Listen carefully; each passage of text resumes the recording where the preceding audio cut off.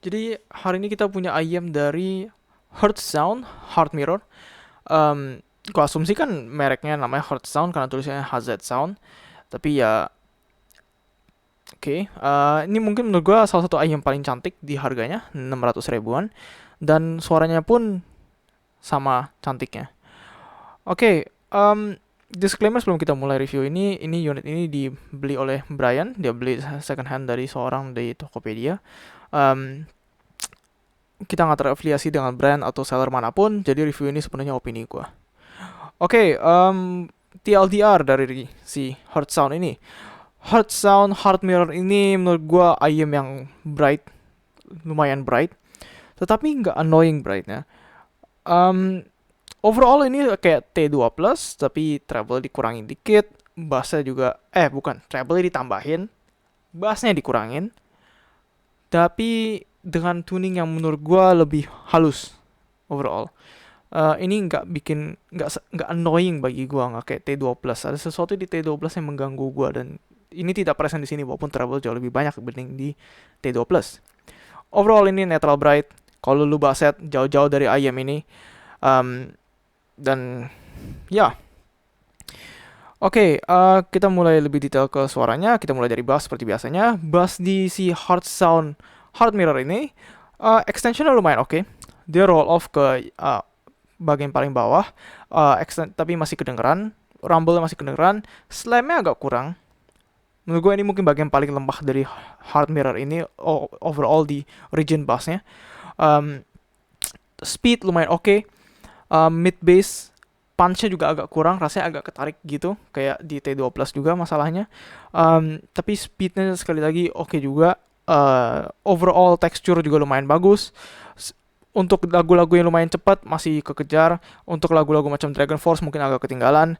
Tapi untuk sebagian besar lagu no problem. Tapi kuantitasnya overall nih netral, mungkin kurang dikit.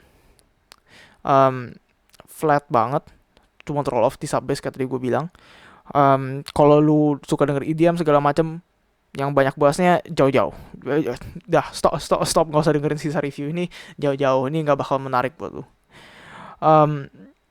Tapi keuntungan dari bass yang agak malu-malu gini adalah ketika kita ngomong ke mid range, karena di mid range-nya ini dia nggak ada bocor sama sekali ke midnya, bersih dari bleed sama sekali. Tapi ada satu kekurangan, yaitu di mid range-nya ini weight-nya agak kurang. Ini agak kurang berat bagi gue. Menurut gue kadang untuk vokal cowok ini nggak ada suara beratnya tuh kurang ada gitu. Dan jadinya kadang gue pengen vokal cowok tuh ada nambah dikit lagi aja berat. Tapi overall menurut gue sih, sebenarnya nggak bukan problem besar lah sebenarnya. Kalau lu banyak dengerin vokal cewek mungkin no problem. Dan terutama vokal cewek menurut gue di sini, walaupun upper midnya memang lumayan maju, apalagi dibanding T2 Plus gitu, tapi dia nggak shouty gimana banget, dan dia nggak harsh. Menurut gue ini mungkin bagian yang dari mid range ke treble ini mungkin bagian terkuatnya si Heart Mirror ini. Dan overall detail dan separasi di mid range-nya juga, terutama di harga ini, menurut gue bagus banget. Mungkin dia sedikit di belakang T2 Plus dan Tin T2 doang yang original. Tapi sedikit banget. Which menurut gue T2 Plus sama Tin T2 di price range 600-300 ribuan itu benchmark bagi gue untuk performa IEM. Gak ada banyak hal yang gue bisa komplainin soal di mid range sini, kecuali tadi mungkin vokal cowok menurut gue mungkin harus ada weight lebih dikit lagi. Dan mending kita langsung ke treble aja. Treble si Heart Sound ini sekali lagi lebih banyak dibanding kayak macam T2 Plus. Dia nggak ada kata lain. Heart Sound ini, Heart Mirror ini sangat bright IM-nya. Tetapi brightnya tuh nggak annoying. Bahkan bagi gue yang lumayan sensitif terhadap treble, menurut gue treble di Heart Mirror ini lumayan bagus. Setidaknya bagi kuping gue itu no problem. Extension juga oke. Gue nggak bisa dengar apapun setelah 17K, itu karena kuping gue sendiri berhenti di 17K, jadi gue nggak tahu extension setelah itu. Tetapi sampai sono setidaknya bagi kuping gue ini lumayan bagus. Overall speed oke, dia nggak splashy. Symbol juga oke. Sibilance tentunya ada, tapi menurut gua nggak over. Representasinya lumayan oke.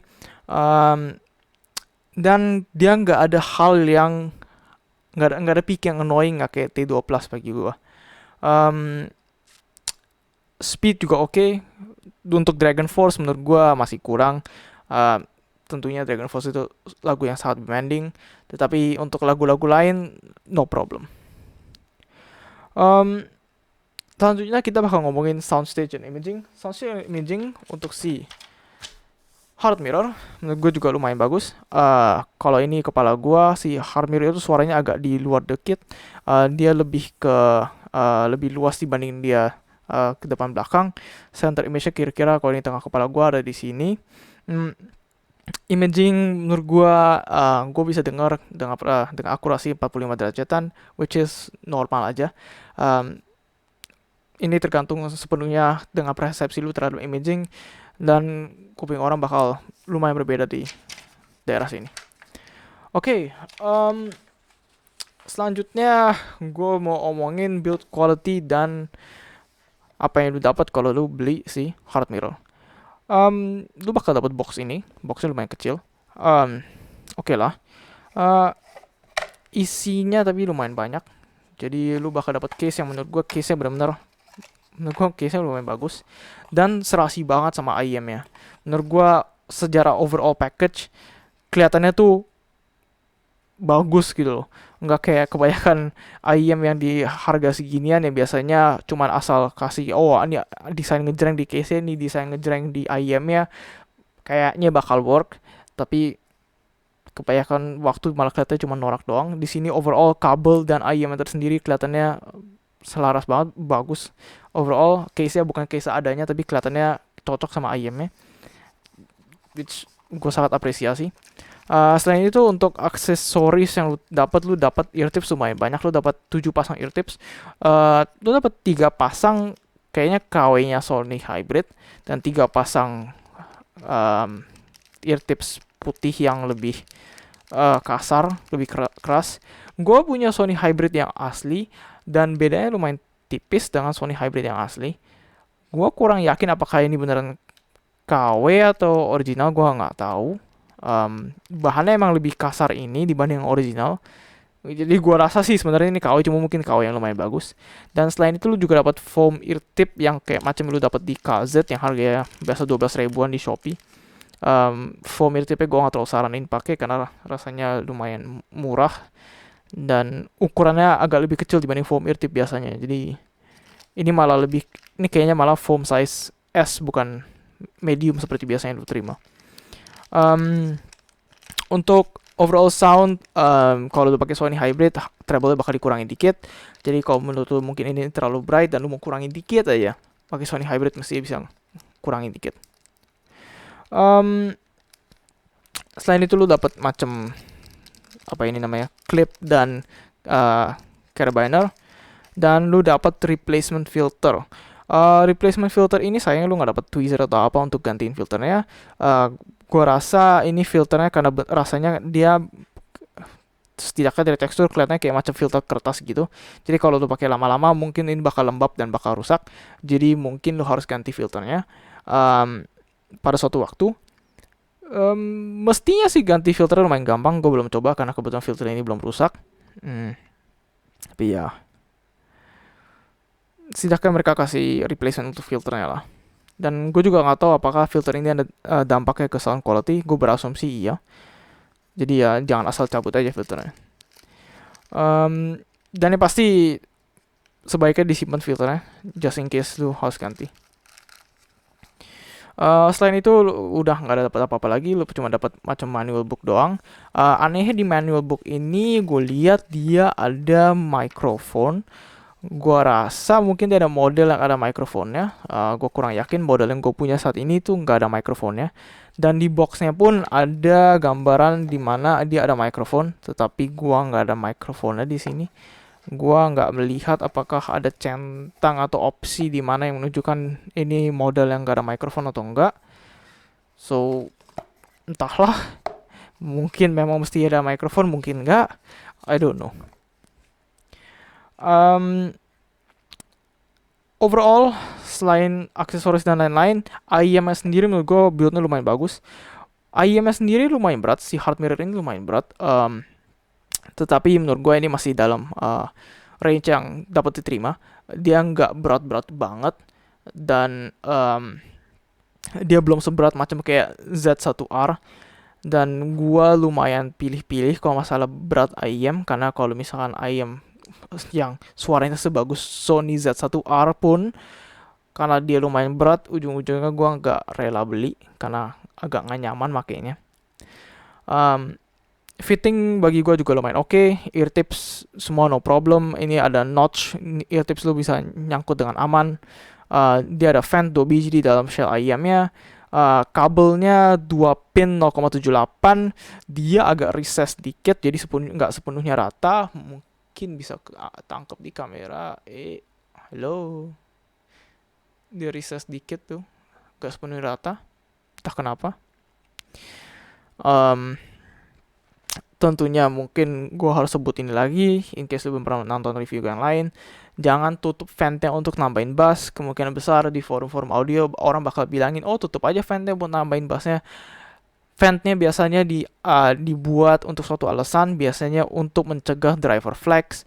Kalau lu tutup ventnya, lu kemungkinan besar akan menghasilkan driver flags, dan seperti biasa, driver flags itu kemungkinan besar akan merusak IEM lu. Suaranya nanti bakal kencang sebelah, atau ya begitulah. Untuk overall kabelnya agak kaku dikit, agak mikrofonik juga. Tapi chin slider dan splitternya lumayan serasi, dia dan jacknya juga polish juga metalnya. Overall menurut gue ini IEM-nya bener-bener secara seluruh paket menurut gue ini menarik untuk dilihat, karena seluruhnya tuh rasanya kayak didesain untuk menjadi satu paket. Semuanya polished, walaupun polishingnya nggak sebagus di IEM-nya memang. Jacknya 3,5 mili, ada tulisan Hertz Sound. Dia ada macam strain relief di sini. Strain reliefnya agak keras, jadi gua nggak yakin apakah ini bakal tahan segitu lama kalau di abuse terus atau enggak. Dan lu dapat velcro pada saat pembelian untuk ikat kabelnya biar rapi.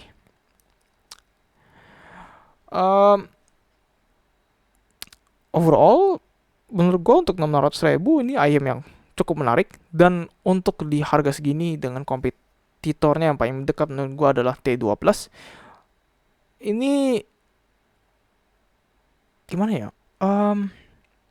Ini tuh kayak T2 Plus yang sedikit lebih sedikit bassnya. Ini benar-benar neutral bright.